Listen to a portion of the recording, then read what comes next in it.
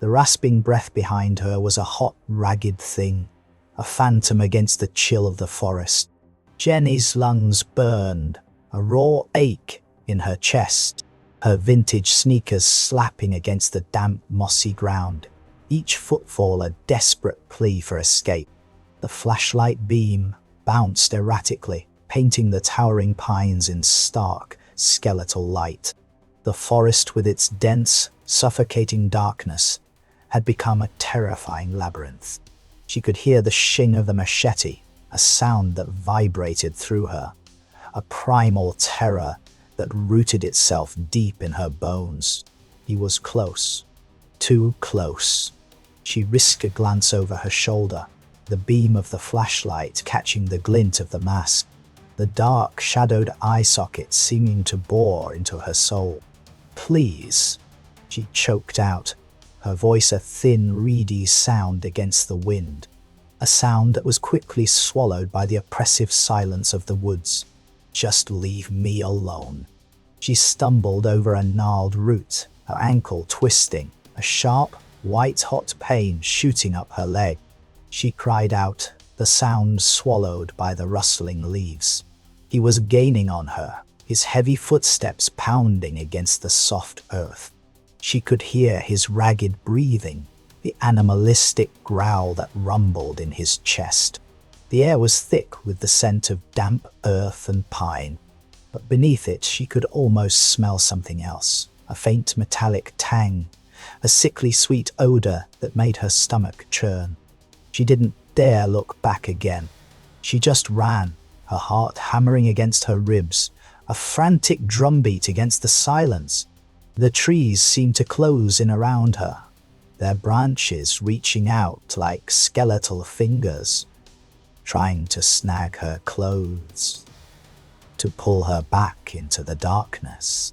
She could feel his presence, a dark, suffocating weight pressing down on her. A low branch snagged her jacket, pulling her back with a sharp tug. She gasped, struggling to free herself, the panic rising in her throat. He was almost upon her. She could hear the thump, thump, thump of his footsteps, the shing of the machete as it sliced through the air. She ripped her jacket free, the fabric tearing, and lunged forward, her hand outstretched, searching for something, anything, to help her escape. She stumbled upon a fallen log, its mossy surface slick and treacherous. She scrambled over it, her hands scraping against the rough bark. He was right behind her now, his shadow looming over her, a dark, monstrous silhouette against the pale moonlight. She could feel his hot breath on her neck, the cold steel of the machete brushing against her skin. She squeezed her eyes shut, bracing for the inevitable, the cold, sharp kiss of steel. "Cut!" The shout, sharp and authoritative, sliced through the manufactured terror. Jenny opened her eyes.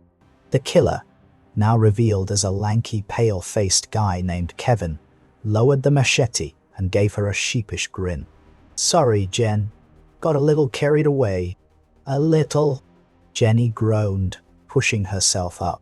"My heart's trying to escape through my ribcage, and my ankle is killing me." "I sit." The director, a wiry man named Marco, said, clapping his hands. "Lunch, everyone, back in an hour." Jenny limped towards the catering truck, a knot of irritation tightening in her stomach. Another take, another near-death experience, another scene where she was reduced to screaming and running. "Final girl," she muttered, the phrase a bitter taste in her mouth. She loved the retro vibe of Crimson Creek Massacre, the lovingly recreated 80s sets, the synth-heavy score. Why was it always her? Always the victim? Later that day, the sun was setting, casting long, ominous shadows across the set. Jenny drove her rented vintage Camaro back to her rented cabin. The production had secured it for her use during filming, a secluded retreat perfect for getting into character, or so they'd said. Now, the isolation felt less like a perk and more like a trap. The drive back was a winding ribbon of asphalt through thick forest, the fading light filtering through the trees, creating an unsettling gradation of light and shadow. She pulled into the secluded driveway, the headlights cutting through the thick surrounding woods. The cabin, a rustic two-story affair, was nestled deep within the trees. She fumbled for her keys. The sound of the wind rustling the trees suddenly amplified in the silence.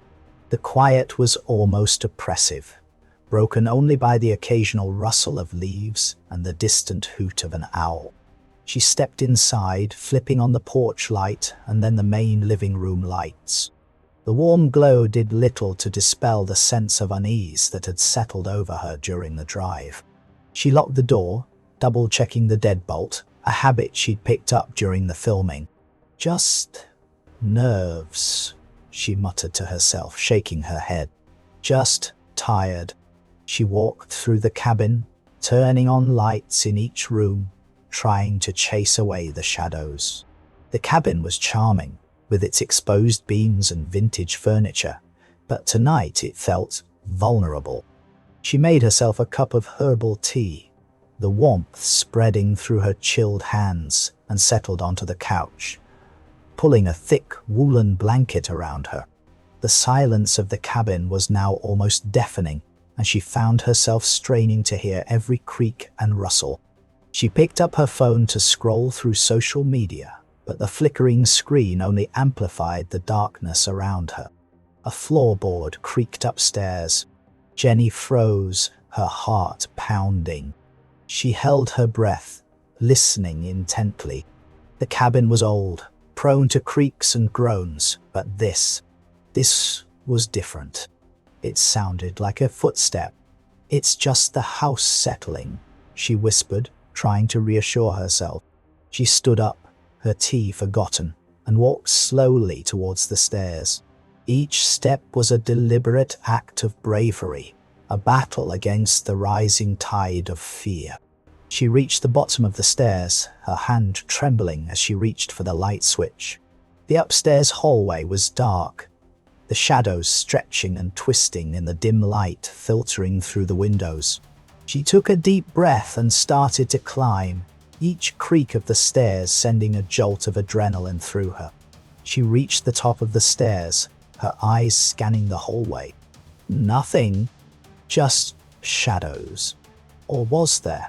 A flicker of movement in the corner of her vision, a shadow that seemed to shift and writhe in the darkness. She walked towards her bedroom, her hand reaching for the doorknob.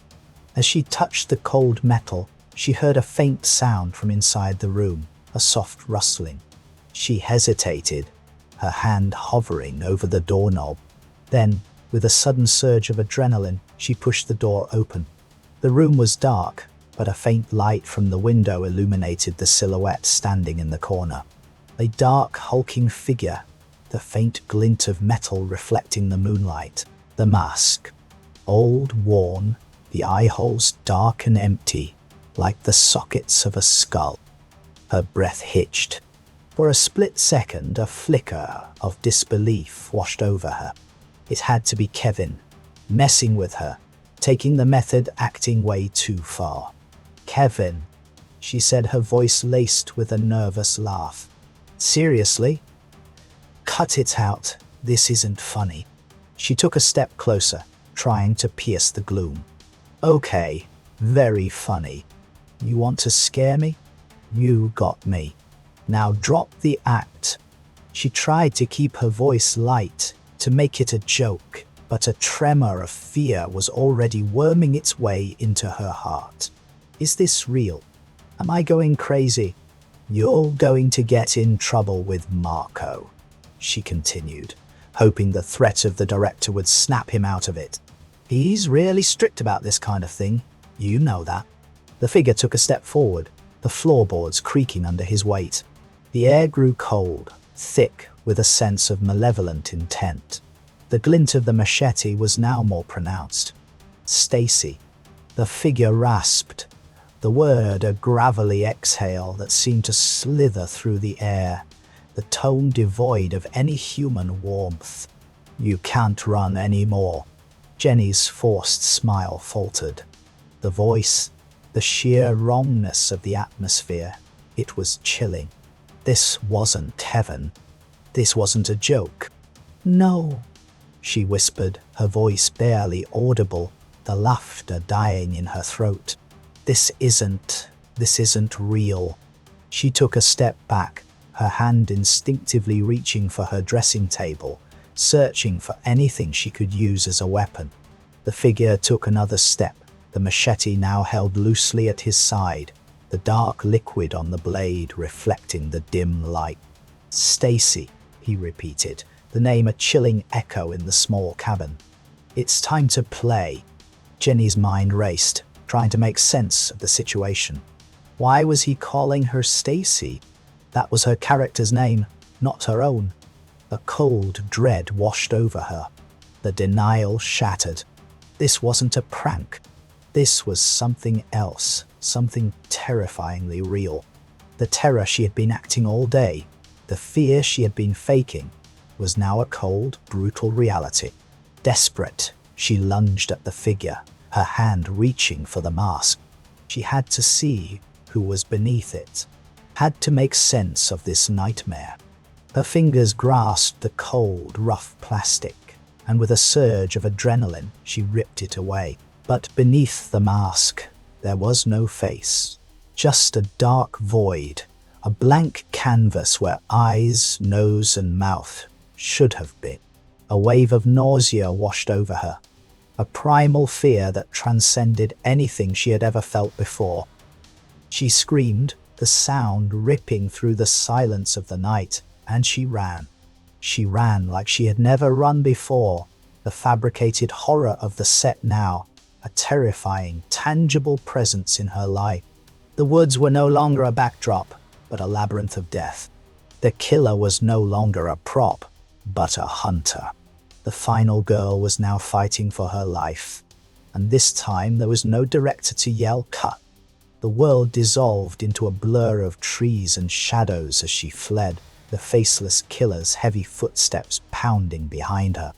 Panic clawed at her throat, a raw, animalistic fear that choked off any semblance of rational thought. It was a twisted echo of the scene she'd filmed earlier, the artificial terror now a horrifying reality. The same trees, the same damp earth underfoot. But the playful dread of the movie set was replaced by a bone-deep, visceral terror. She tripped, her ankle twisting on a hidden root. She crashed to the ground. The breath knocked from her lungs.